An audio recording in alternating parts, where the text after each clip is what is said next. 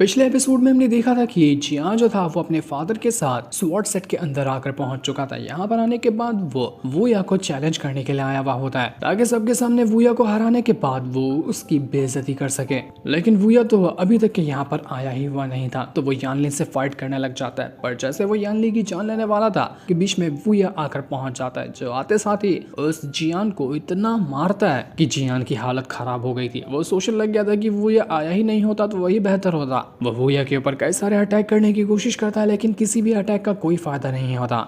अब वूया ने उसको मारकर उसकी हालत खराब कर दी थी, जिस वजह से वो जियान का फादर अपने बेटे को यहाँ से लेकर भाग पर आता है। जिसके बाद यहाँ से ये एपिसोड शुरू होता है। तो इस एपिसोड की शुरुआत में वूया जो था वो अपनी ट्रेनिंग कर रहा था। वो कल्टीवेशन करते हुए ब्रेक थ्रू करने की कोशिश कर रहा होता है, लेकिन जितना वो कल्टीवेशन करने की कोशिश करता उसकी कल्टीवेशन हो ही नहीं पा रही थी, क्योंकि जिनियान वैली के अंदर जाने के बाद भी उसको स्पिरिचुअल रूट मिला ही नहीं था। तो इसी वजह से उसका ब्रेक थ्रू भी नहीं हो पा रहा था। वहां पर यानली आकर पहुंच जाती है, जो वो ऐसे कहने लग जाती है कि बिना स्पिरिचुअल फ्रूट के अपना ब्रेक थ्रू करना ना ये बहुत ज्यादा मुश्किल काम होता है। तुम्हें पहले स्पिरिचुअल रूट लगाना होगा, उसके बाद तुम अपना ब्रेक थ्रू करो, वरना अगर तुम यहाँ पर खुद के ऊपर ज्यादा प्रेशर डालने की कोशिश करोगे ना तो इससे तुम्हें ही नुकसान होगा और तुम्हारी हालत भी खराब हो सकती है। तो इसलिए अभी खुद पर उतना जोर तुम्हें नहीं डालना चाहिए। यहाँ पर यानली थोड़ी सी परेशान लग रही थी, तो वूया उससे पूछता है कि क्या हुआ, आपको सब ठीक तो है ना। तो यानली बताना शुरू करती है कि ईस्टर्न डिवाइन किंगडम के पास दालुओ पैलेस नाम की एक जगह है। वहां पर एक एंशिएंट रूइंस क्रिएट हुआ है, जो कि बिल्कुल खंडर जैसी जगह है, लेकिन ऐसा कहा जा रहा है कि वहां पर एक से बढ़कर एक ट्रेजर मौजूद है।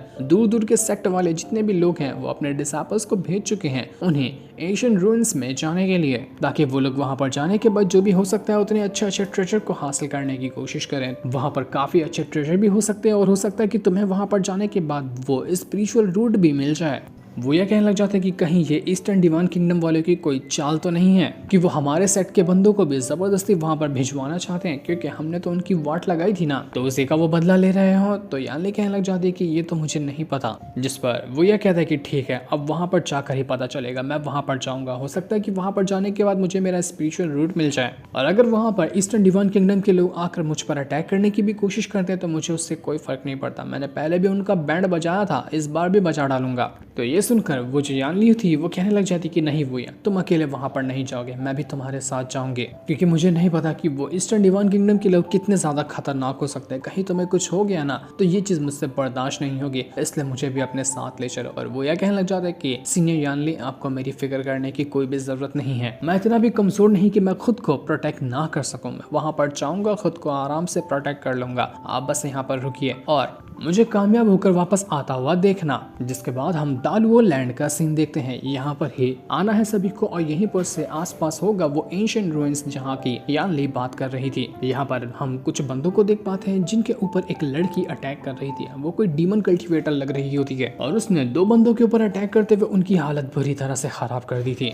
लेकिन वहां पर एक और लड़की भी होती है जो अभी तक के यहाँ पर उस डीमन कल्टीवेटर के साथ फाइट करने को तैयार थी। वो लड़की कहने लग जाती कि तूने मेरे पेरेंट्स को जान से मार दिया था, तो आज मैं यहाँ पर तुझे मार कर ना अपनी पेरेंट्स की मौत का बदला लूंगी, तुझे मैं छोड़ने नहीं वाली हूँ। तो वो अपनी बांसुरी बजाते हुए काफी खतरनाक अटैक को रेडी करने लग गई थी, जहाँ उसकी धुन से ही जितने भी जंगल में स्नेक्स होते हैं वो यहाँ पर आने लग जाते हैं। लेकिन वो डीमन कल्टीवेटर कहती है कि ये स्नेक्स मेरा क्या ही उखाड़ लेंगे, मैं तो इनको ऐसे ही काट डालूंगी। तो वो अपनी पावर का इस्तेमाल करते हुए सभी स्नेक को पहले मार दिया, उसके बाद वो सीधा जा चुकी थी उसी लड़की के ऊपर अटैक करने के लिए। लेकिन वो स्नेक्स तो यहाँ पर और भी कई सारे आकर पूरी तरह से उसको जकड़ लेते हैं, जो डीमन कल्टीवेटर थी उसे। इस चीज को देखकर वो लड़की कहने लग जाती है कि तुम अब नहीं बचोगी, आज फाइनली मेरे पेरेंट्स की मौत का बदला पूरा होगा, उनकी आत्मा को शांति मिलेगी, तो तुम मरने के लिए तैयार हो जाओ। लेकिन जैसे वो उस डीमन कल्टीवेटर के ऊपर अटैक क्या कर पाती कि वो डीमन कल्टीवेटर खुद को छुड़ाती है और उस लड़की को उठाकर दूर फेंक चुकी थी। वो उससे कहने लग जाती कि तुझे क्या लगता है ये बचकाने स्नेक मुझे कुछ मार पाएंगे?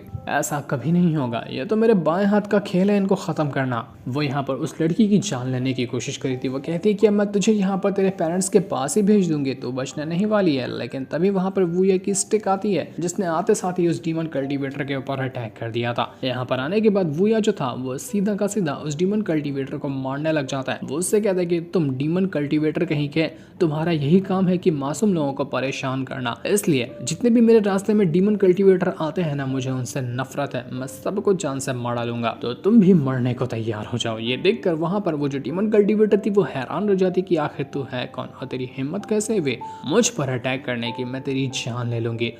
तो जैसे वो यहाँ पर वूया के ऊपर अटैक करने वाली थी, वूया अपनी 1000 स्वॉर्ड टेक्निक को समन कर लेता है और उसकी मदद से उसने एक के बाद एक करते हुए 1000 स्वॉर्ड को गिरा दिया था उसे डीमन कल्टीवेटर के ऊपर, जिस वजह से डीमन कल्टीवेटर की हालत खराब हो जाती है। लेकिन वो डीमन कल्टीवेटर तो इतनी जल्दी हार मानने वाली नहीं थी। वो दोबारा से अपनी पावर का इस्तेमाल करते हुए वूया के ऊपर अटैक करने की कोशिश कर रही थी, लेकिन वूया उसके सारे अटैक को रोके जा रहा था। किसी भी उसके अटैक का यहाँ पर वूया के ऊपर असर ही नहीं होता। तो वो लड़की यहाँ पर अपनी पावर का इस्तेमाल करते हुए उसका जो वेपन था, उसकी सबसे खतरनाक अटैक जिसका इस्तेमाल था घोस्ट अनाहिलेशन स्लैश, अपने वेपन की मदद से इसी अटैक को रेडी करते हुए वो वूया के ऊपर अटैक कर चुके थे। लेकिन वूया इस अटैक को भी आसानी के साथ झेल जाता है, जिस वजह से उसको कुछ भी नहीं हुआ था।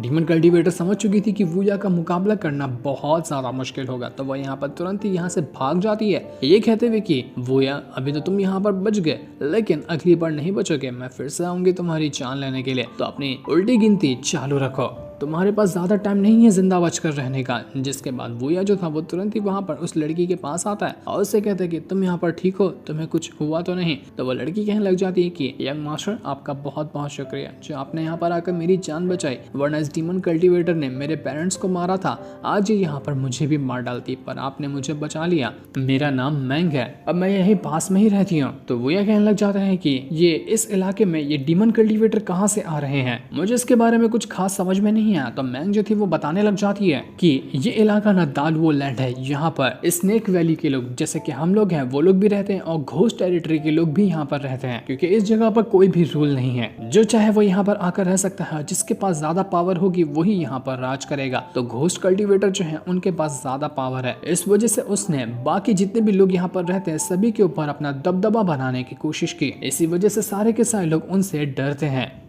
तभी वहाँ पर एक बहुत ही ज़्यादा खतरनाक स्नेक आ जाता है जो उन दोनों लड़कों के पास आकर पहुँच चुका था, जिसको उस डीमन कल्टीवेटर ने मारा था। उन लड़कों की हालत ख़राब हो जाती है। जैसे ही वो या स्नेक के ऊपर अटैक करने वाला था, वो मैंग उसको रोकते हुए कहती कि नहीं नहीं रुक जाओ, इसको मत मारो, ये मेरा पालतू पेट है, ये किसी को भी नुकसान नहीं पहुंचाएगा, ये बॉल्ड शरीफ इंसान है, मतलब कि शरीफ स्नेक है ये। वो बड़ा सा स्नेक यहाँ पर एकदम छोटा हो जाता है और यहाँ पर वो उस मैंग के साथ खेलने लग गया था। मैंग कहती है कि हम स्नेक वैली वाले लोग हैं, हमारे यहाँ पर ना इन स्नेक को पाला जाता है बिल्कुल अपने दोस्तों की तरह, हम इन स्नेक से बहुत प्यार करते हैं और ये स्नेक भी हमसे बहुत ज़्यादा प्यार करते हैं। वो दोनों जो बंदे थे वो यहाँ पर मैंग से कहने लग जाते हैं कि आपको पता है कि यहाँ से हम एंशिएंट रूइंस के अंदर कैसे जा सकते हैं, क्योंकि ये दालुओ लैंड है ना, तो हमने सुना है कि यहीं से एंशिएंट रूइंस में जाने का रास्ता है। तो मैंग उनको बताने लग जाती है कि ठीक है, तुम उस तरफ जाओगे तो तुम्हें एंशिएंट रूइंस मिल जाएगा। तो वो लोग भी वहाँ पर जा चुके थे। वूया भी जो था वो भी यहाँ से एंशिएंट रूइंस के अंदर ही जाना चाहता था।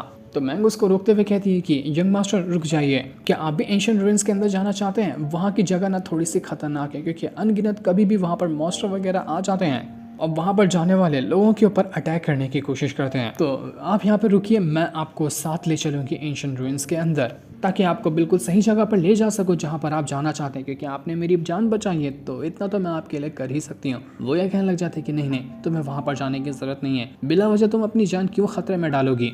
वो मैंग जो थी वो यहाँ पर मानने को तैयार ही नहीं थी। वो कहने लग जाती कि मैं इसी इलाके की हूँ ना, मुझे हर इलाके की एरिया चप्पा चप्पा अच्छे से जानकारी है। तो आपके साथ कोई लोकल होगा जिसको यहाँ के हर एरिया की जानकारी है, तो ये बहुत अच्छा होगा आपके लिए, आप इस जगह पर बिल्कुल भी भटकोगे नहीं। वैसे अभी तो यहाँ पर काफ़ी ज़्यादा अंधेरा भी होने वाला है, तो मेरा घर यहाँ पास में ही है, क्यों ना आप मेरे घर पर चलिए, हम वहाँ जाएंगे, वहाँ पर रात भर आराम करेंगे और सुबह होते ही हम निकल जाएंगे एंशिएंट रूइंस में जाने के लिए। क्यों, कैसा लगा ये मेरा आइडिया?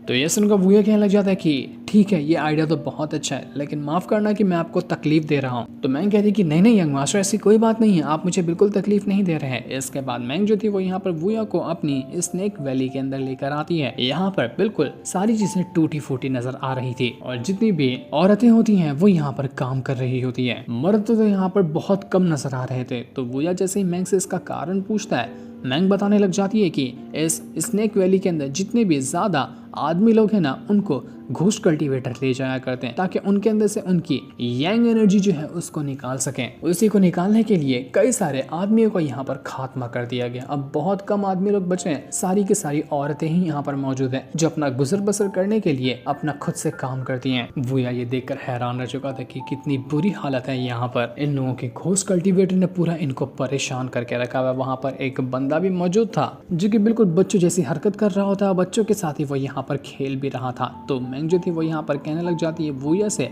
कि तुम देख रहे हो ये मेरा बड़ा भाई है। जब ये छोटा था ना तो इसको भी वो घोस्ट कल्टीवेटर उठाकर ले गए थे, लेकिन बड़ी मुश्किल से हमने इसको बचाया, पर इसके अंदर से इसकी प्योर यंग एनर्जी जो थी उसको बाहर निकाल लिया गया। इस वजह से मेरा बड़ा भाई बिल्कुल पागल हो गया है। ये है तो बड़ा, लेकिन अभी इसका दिमाग ना बिल्कुल एक बच्चों से भी छोटा है, इसलिए हमेशा ये बच्चों के साथ खेला करता है और इसी तरह की हरकत करता रहता है। वो जो मैंग का बड़ा भाई था वो यहाँ पर वूया को देखता है तो उसको कोई अजनबी और मेहमान समझकर उसको हाय बाय कहने लग जाता है। बिल्कुल अजीब ही वो हरकत कर रहा था।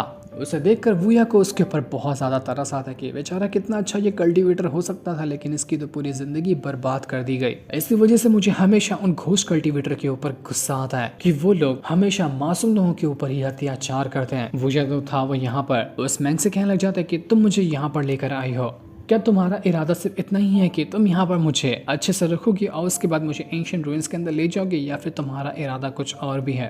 तो मैंग जो थी वो यहाँ पर कहने लग जाती कि यंग मास्टर आपने बिल्कुल सही पहचाना, मैं आपको यहाँ पर इसलिए लेकर आई हूँ ताकि आप ना हमारी मदद कीजिए। मैं जो आप कहेंगे मैं वो आपको करने के लिए तैयार हूँ, लेकिन उसके बदले आपको हमें थोड़ी सी मदद करनी होगी कि आप ये जो घोस्ट कल्टीवेटर है ना उनका खात्मा कर दीजिए। मैंने आपको देखा कि आपके पास बहुत ज्यादा पावर है, अगर आप घोस्ट कल्टीवेटर का खात्मा करते हैं ना तो इसके बाद हम स्नेक वैली वाले लोग आराम से अपनी जिंदगी गुजार पाएंगे। तो यही छोटी सी रिक्वेस्ट है मेरी आपसे कि आप इतनी सी हमारी हेल्प कर दीजिए। इसके बदले मैं आपको एंशिएंट रूइंस के अंदर ले जाऊंगी, जो चाहिए आपको हर एक वो चीज आपके लिए करने को तैयार हूँ। लेकिन वो अभी उसको वहां पर कुछ जवाब नहीं देता कि क्या उसने उसकी इस शर्त पे हामी भरी या फिर नहीं भरी। पर अगर घोस्ट कल्टीवेटर उसके रास्ते में आएंगे तो वो तो वैसे उनको नहीं छोड़ने वाला। इसके बाद हम उसी घोस्ट कल्टीवेटर को देखते हैं जो अपने महल के अंदर आकर बैठ चुकी थी। यहाँ पर आने के बाद वो कहने लग जाती है कि सिक्स ब्रदर, जब आप यहाँ पर आ ही गए हो तो छुपे हुए क्यों हो, बाहर निकल कर आ जाओ ना। वैसे आपको काम क्या था जो आप यहाँ पर मुझसे मिलने के लिए आए हुए हो? तो उसका जो सिक्स ब्रदर था वो कहने लग जाता है कि देखो मुझे एल्डर ब्रदर ने यहाँ पर भेजा है